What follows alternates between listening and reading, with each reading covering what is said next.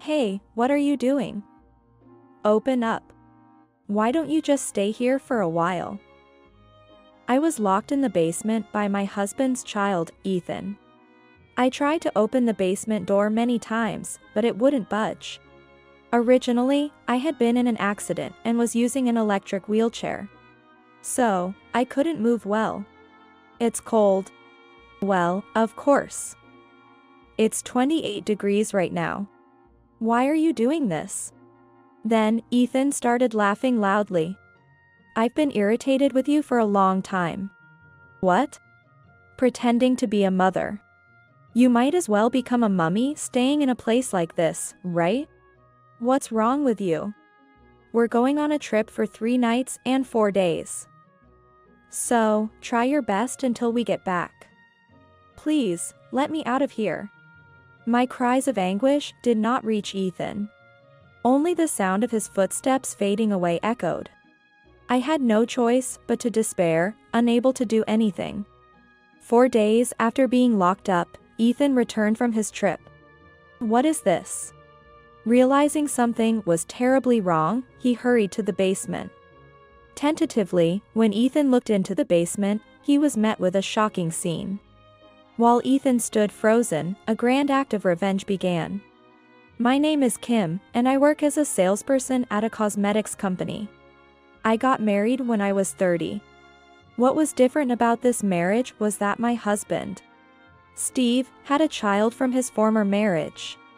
My parents opposed our marriage because of this. Marrying someone with a child will surely bring hardships. Your father is right. But I want to marry him. I pleaded for hours. Initially, they wouldn't agree, but I didn't give up, and eventually, they consented to the marriage. If you're that determined, I won't stop you. Thanks, Dad. The reason I chose Steve, who had a child, was because I felt very comfortable with him. From the first day we met, we shared common hobbies, such as outdoor activities, and got along well. Our meeting was at a bar I frequently visited.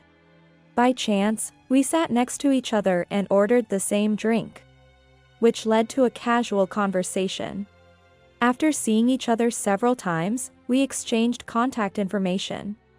Soon after, my husband contacted me, and we went out for a meal. You brought a child? Actually, he's my child. Huh? Your child? His name is Ethan, and he's turning 10 this year. I see. I was at a loss for words, not knowing how to respond. Sensing this, my husband said something surprising. There's a reason I brought my son today, is because I'm serious about our relationship. I want to marry you someday. I had thought about dating, but I hadn't imagined it would lead to marriage. Being told this with a serious face, we started dating. Since then, we often went out together as 3. It seems like Ethan has warmed up to you. I hope so. Let's ask him. Ethan, come here for a second. What is it, Dad? Would you be happy if Kim became your mom? After a moment's pause, he smiled. I would be very happy. See? That's what he says. Yeah. I was incredibly happy, though a bit embarrassed. At this time, we had been dating for about half a year. A week later, I received a formal proposal, and we got married. After the marriage, the 3 of us rented a detached house. Looking up at our new home, I imagined a happy family life ahead. However, our life gradually began to take a strange turn. Although my relationship with the son had been good, he suddenly became cold towards me. I'm sorry, but it looks like I'll have to go on more business trips. Business trips? Is it long? Well, I don't think so, but I might be away from home more often. Although my relationship with Ethan had been good before the marriage, I was anxious about being left alone with him so soon after getting married. And then, one morning, as the days of spending time alone with Ethan increased, something happened. What's wrong? Aren't you going to eat? I don't want any. After that, he wouldn't even respond when spoken to. Suddenly finding myself in this situation made me wonder if I had done something wrong. So I decided to talk to my husband, who had just returned from a business trip. "Aren't you worrying too much? It's sudden. If I did something wrong, I want to apologize. But you don't remember doing anything, right?" "Yes, but worrying too much might just make things weirder." Yeah. "Okay." At this point, I realized something. Recently, Ethan had been taking piano lessons, at my husband's suggestion. It turns out, my husband had also learned piano when he was in elementary school. He had told me that working with your hands is good for the brain. "See you next week, Rebecca." "Yes." "See you then." Yeah. He was always smiling when it came to his piano teacher, Rebecca. Even observing his behavior recently, he seemed happiest when he was with her. Why? When my husband was home, Ethan would talk to me casually. But as soon as Steve went on a business trip, Ethan stopped talking to me. Even when he was at home, he would only come out of his room for meals and baths. It was as if he didn't hear me at all when I spoke to him. I tried talking to my husband again, but there was no sign that our relationship was improving. Life went on like this, and before I knew it, Ethan had grown up and gone to college. What should we do now? About Ethan? Yes. Before I knew it, we've gotten to this point. He's an adult now, not a child anymore. But still. My husband's point was to not worry too much about it. Of course, Ethan would eventually leave home and become independent. But I still wanted to improve our relationship. However, discussions with my husband always ended inconclusively. Unable to understand why Ethan might hate me, I decided to ask him directly. "Is there something troubling you?" "Huh? Why are you asking me this all of a sudden? We haven't been talking much lately, and I thought maybe something happened." Ethan sighed heavily and answered reluctantly. "Can you just not talk to me? I don't have anything to say to you." "You don't have to say things like that." Then, Ethan said something shocking. "I've hated you ever since I first met you." "What?" "I don't like the way you look down on people." I was at a loss for words after being spoken to so harshly. Then, my husband, noticing something was wrong, came over. "What's going on here?" "Nothing." "That can't be true." "What did you say to your mom?" "I just said I hate her." "What's wrong with that?" "You said what?" "Apologize to your mom." My husband spoke sternly, trying to admonish Ethan. However, Ethan had already begun to show defiance even towards his father. "Why should I? Are you being deceived by her? What are you saying? That's ridiculous." Ethan stood his ground and resisted. "If you're going to say that, I'll just leave." "That's fine, right? Hey, where are you going?" "Wait." Ethan left the house. This incident only made his rebellion escalate further. "Aren't you going to chase after him?" "It's okay. Let's just leave him be for now. He'll come back eventually." No matter how harshly he spoke to me, Ethan was still our dear son. I wanted to chase after him, but I chose to wait, believing he would return soon.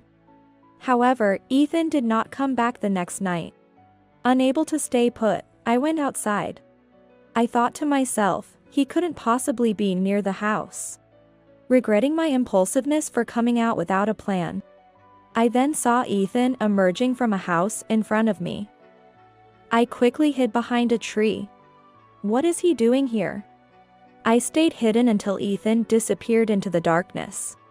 When I checked the house he came out of, it turned out to be the piano school he had attended years ago. It was night, but unknowingly, I had come to a familiar road. It had been years since I last visited here. However, I couldn't understand why Ethan had come out of there. "Where have you been?" I hurried back home and questioned Ethan. I thought I saw you around the piano school earlier. Piano? At that moment, his voice seemed to falter a bit. What were you doing? Why would I go to Rebecca's? That response made me realize I hadn't mistaken him for someone else. My son stopped playing the piano when he graduated from elementary school. Given that he referred to her name instead of as a teacher, it was clear they hadn't met just yesterday or today. I see. Seemingly annoyed, he muttered under his breath. Just shut up, will you? Even though it was already quite difficult for me mentally, his words still shocked me. Then, as if on cue, my husband came home. As soon as Ethan realized his father was home, he retreated to his room. When Steve entered the living room, he looked somewhat exasperated. Did he say something to you again? Huh? You can tell? I can tell just by looking at your face. So, what happened? I told my husband about what Ethan had said to me earlier. Steve then placed a comforting hand on my shoulder and spoke kindly to me. I'm truly sorry. Why are you apologizing? It's partly my fault for not being able to listen properly today. I've been away from home on business trips too often. But it still hurts when he says things like that. As I murmured this, Steve was about to head to Ethan's room. Wait a minute. I grabbed his arm to stop him. Why stop me? I need to talk to him. Just listen. I stopped him because I remembered something I had forgotten to mention. It was about Ethan coming out of the piano school. It wasn't a mistake, and when I asked him about it, he called her by name. Piano? He used to go to lessons around elementary school, right? Yes. I don't know when it started, but they seem to get along well. But why would he? I can't figure out why. That's why I think we should just watch the situation for a bit. Okay, if you say so. I desperately wanted to know the reason. Maybe it was the cause of his harsh attitude towards me. My wish was to resolve this issue and improve our relationship with Ethan. I really want to do something about it. Right. I'll help too. Let's work on this together. Yeah. Though I said this to my husband, I couldn't help but wonder if there was more to the story, leading me to investigate Rebecca. For now, we decided to simply observe Ethan. But when things go wrong, they really seem to spiral. On my way home from work, disaster struck. I was hit by a car that ran a red light while I was crossing the street. Are you okay? Sorry for this to happen. What are you talking about? I'm just glad you're safe. But my legs. I had sustained a severe back injury, resulting in spinal cord damage that left me unable to move my legs. So, you mean you can't walk anymore? I nodded silently. I would end up being hospitalized for about half a year. And with you so busy at work, for this to happen. It's not your fault, Kim. But you have a business trip tomorrow, right? I'll be fine, you should go home and prepare. That's true, but I'm really okay. All right. Call me if anything happens. My husband left the room. I bit my lip to stop myself from crying. The next day, Ethan came to visit me in the hospital. How are you feeling? I can't move my legs, but other than that, I'm okay. Then Ethan smirked unpleasantly. Can't walk, huh? Now you're completely useless. You don't have to say that. Maybe Dad will divorce you now. I wouldn't mind. His verbal abuse continued. Without retorting, I absorbed his words like a punching bag. Finally, as if satisfied, Ethan turned to leave the room. Just before exiting, he looked back and said, "Well, do your best. I'm not into caregiving, you know." All I could do was watch his back as he left. Alone in the hospital room, I lay down and secretly shed tears. I had never felt such pain in my life before. Then, as if by fate, my husband came to visit. I have something important to discuss today. Important? I braced myself. Ethan's words lingered in my mind, making me fear that Steve might bring up divorce. However, what he said next completely took me by surprise. Actually, I've been thinking about buying a new house. Our current one isn't wheelchair accessible, and I know it's been tough for you, right? That might be true, but to go to such lengths for me. It's okay. Of course, there was something that worried me. It was about Ethan. But what will Ethan say? I mentioned it to him, but he seemed disinterested. We hardly talk these days. I see. During my hospital stay, Steve had been looking for a new house. It was true that our old home was inconvenient now that I was in a wheelchair. Building a new house would have taken too much time. By the time Steve visited me 2 weeks later, he had already purchased a house. I've already bought the house. Already? Found a great model house in a nice location. I decided on the spot. All this for me. I just want you to live as comfortably as possible. Thank you so much. A surge of emotions welled up inside me. Upon being discharged and arriving at our new home, I was amazed. It was more magnificent than I had imagined. Nice house, isn't it? Yes, it's wonderful. And this house even has a basement. A basement too. But there was more to be surprised about. Oh right, there was something else. Saying that, Steve went to the back of the room and returned. Could it be? Yes, this is an electric wheelchair. Oh my God. With this, you can move around more freely, right? I can't thank you enough. I did this on my own initiative. I hoped this would lessen the burden on my husband. Though I wouldn't suddenly be able to do everything. I was determined to try and even go outside. From that day on, I started doing things for myself. Ethan seemed displeased to see me becoming more active. Move out of the way. You're such a nuisance. Then, he kicked my wheelchair. That's dangerous. Don't be here if you can't do anything. I was just trying to lessen the burden. As if that changes anything. You don't have to be so cruel. Your existence itself is a burden, so what's the point? I tried to return to my room, but he blocked my way. Where do you think you're going? Just back to my room. Move out of the way. We're not done talking. I have nothing more to say. I had hoped for a relationship improvement, but perhaps this was the end. I had reached my limit. Running away? Think what you want. It's fine by me. Why did Dad even marry someone like you? Then, he kicked my wheelchair again and returned to his room upstairs. For a while, he stopped talking to me.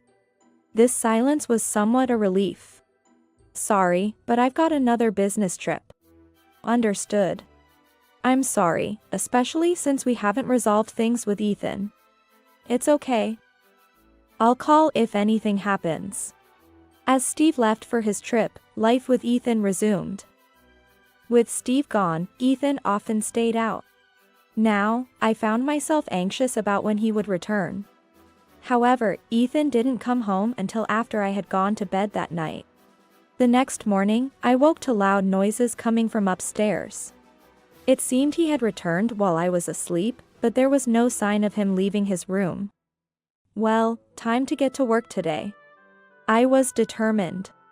After becoming disabled, I thought I'd have to quit my job. But I was recognized for my previous work and told I could continue working remotely. I turned on my computer to start working and realized something was missing: the mouse. Where did I put it? I remembered that computer peripherals were stored in the basement. Given my son's current attitude, asking him for help seemed futile, so I decided to go myself. The electric wheelchair really does make things easier. Though reluctant, I didn't want to postpone it and headed to the basement. The access was through a door behind the staircase. Slowly descending the ramp, I reached for a box in the back. As I placed the box on my lap to return upstairs, I heard someone coming down the stairs. Thinking Ethan had finally woken up, I saw him coming down the ramp. "What are you doing down here?" "Just looking for something." A part of me felt a little happy, thinking he came to help. "Then, I'll help you." Saying that, he closed the door. Shocked, I froze for a moment but quickly realized this was bad. Not only was I trapped, but it was also freezing. Checking the wall-mounted thermometer, it read 28 degrees. "What are you doing?" "Open up." "Huh? Why don't you stay down here for a while?" No matter how much I tried, the basement door wouldn't budge. Having been in an accident, I was using an electric wheelchair, making any movement difficult. "It's cold." "Well, of course. It's 28 degrees right now. Why are you doing this?" Then, Ethan started laughing loudly. "I've been irritated by you for a long time." "What?" "Pretending to be a mother. You might as well become a mummy staying in a place like this, right?" "What are you thinking? We're going on a trip for 3 nights and 4 days. So, try your best until we get back. Please, let me out." "All right." After waiting for a while, Ethan came back with something in his hand. The door cracked open slightly, and through the gap, he threw in 2 bags of snacks and a bottle of water. "You expect me to survive on this? That should be more than enough." "Well, this is. Goodbye. For now. Just open it." My cries of anguish didn't reach my son. All I could hear were his footsteps fading away. I was left with no choice but to despair. It seemed he wasn't seriously intending to endanger my life. I had to figure out how to survive the next 4 days. I need to find a way to stay warm. I desperately searched for anything useful. After rummaging through cardboard boxes, I found an old blanket. With nothing else available, I covered myself with it to withstand the cold. Without any means to call for help, the 4 days passed, and Ethan returned from his trip. A grand act of revenge was about to begin. I secretly watched Ethan's movements. "Now, what will you do?" As Ethan headed towards the basement and cautiously opened the door. "What is this?" The stench was so strong, it could be detected from afar. In a panic, he entered. "You've got to be kidding. She died." I shouldn't have listened to them. At the back of the basement was something wrapped in a blanket. Ethan probably thought it was me. However, it was a trap set by me and another person. "What are you doing there?" Ethan quickly turned around. "Why are you here?" "Why?" "What do you mean why?" "Don't mess with me. That's my line. You shouldn't do such things without being prepared for the consequences." "What? Are you mocking me?" Just as Ethan approached me. I never thought it would come to this. "Dad, why are you here?"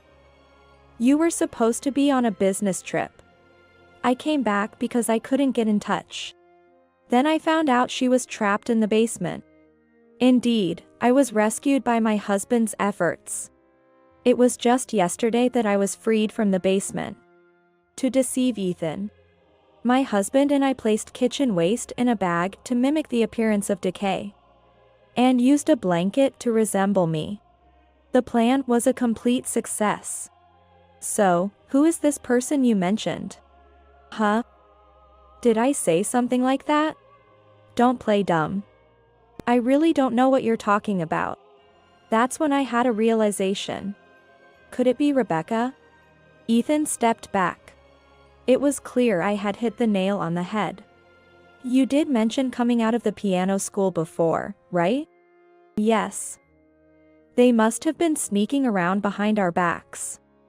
"Then let's verify it." "Huh? You know her contact information, right?" "Let's invite her over." "Wait a minute. Just call her." Ethan contacted Rebecca. Soon after, the doorbell rang. Ethan went to greet her, and they both headed to the basement together. Now, let's hear the explanation. It was natural for me not to meet my eyes in such an awkward situation. I just wanted Dad to be happy. What's so good about her? You really don't understand anything. What do you mean? I chose Kim because she accepted me for who I am. But Rebecca would be no different, right? Then why go through all this? You think I'd fall for someone like that? I thought we should hear it straight from her. Wait. Since she's here, let's ask Rebecca. She was taken aback, clearly not expecting to be the focus. All eyes were on her. I was using Ethan. I only said to scare her a bit. I never thought it would lead to locking her in a basement. I had heard some things about Rebecca when Ethan was attending piano lessons. It seems she had been inviting him out for meals several times even before I met him. Despite his rejections. After we got married, he started to refuse rides to and from the lessons. That's why I decided to drive him, partly to keep an eye on him. Indeed, I was using Ethan. But I never wanted to be with him. What? I just couldn't stand seeing the person I liked happy. So, you saying you wanted to be with Dad was? I'm sorry. That was a lie.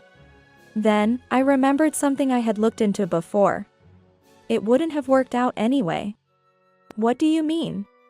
Because Rebecca is married. That's a lie. Is that right? Rebecca nodded silently. Ethan couldn't have known. Rebecca's husband was also working away from home. Then, what was all this for? Seeing Ethan's dejected figure, I whispered something to my husband. I see. That makes sense. What are you talking about? You liked Rebecca, didn't you? What? Ethan looked up quickly after initially looking down. No, that's not it. Thinking about it, there were many odd things. You said it was for my sake, but there were other ways to handle this. Rebecca, you knew about Ethan's feelings, right? Yes. It's such a pity. You were just used for revenge. After all this time, I was doing it for Rebecca. Ethan eventually sat down, overwhelmed. Steve placed a hand on his shoulder, and Ethan's expression seemed to soften a bit. Perhaps he was hoping for some sympathy. We, as parents, had decided to be strict with our son for his own good. It's regrettable, but you're an adult. Being deceived doesn't excuse your actions. So, leave this house immediately. Wait. Isn't that too harsh? Harsh? Consider what you've done before saying that. For someone like her. I had no intention of holding back either. What you did to me could be considered kidnapping. There was a risk to my life. That's why you panicked, right? Kim is right. Do you think we can live with someone dangerous like that? Ethan might have thought it was a minor act, but it was a serious crime. It was a sufficient reason to kick him out. Then let's give him a choice.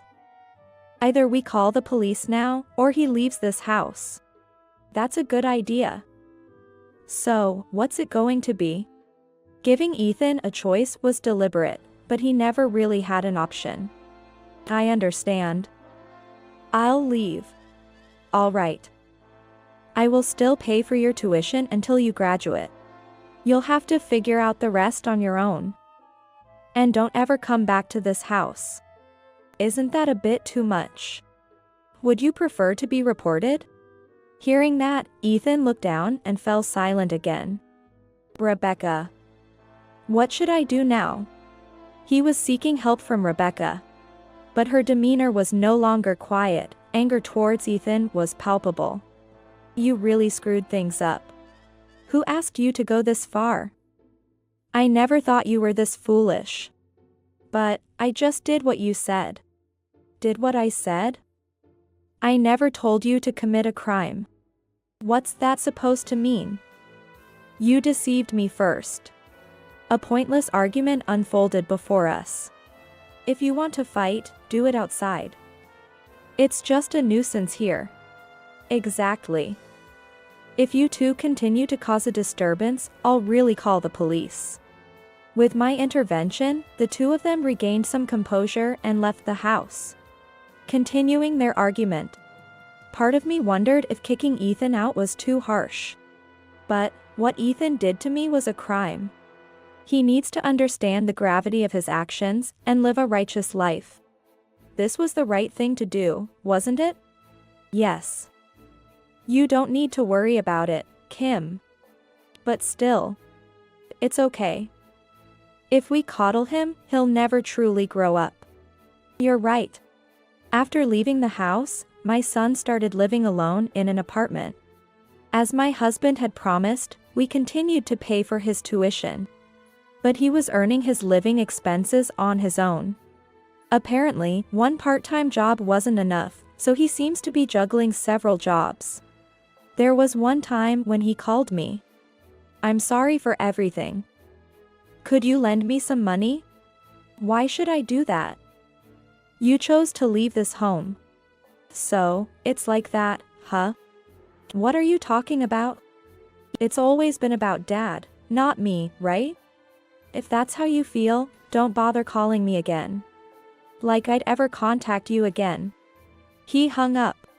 Ethan was turning 20 this year, missing out on what should be the best time of his life. He must accept the consequences of his actions as his punishment. Rebecca moved away quietly, and now her whereabouts are unknown. Finally, things have settled down. Yes. Let's look forward to our future together. Thus, life for just the two of us began, and surely, happiness will continue to follow.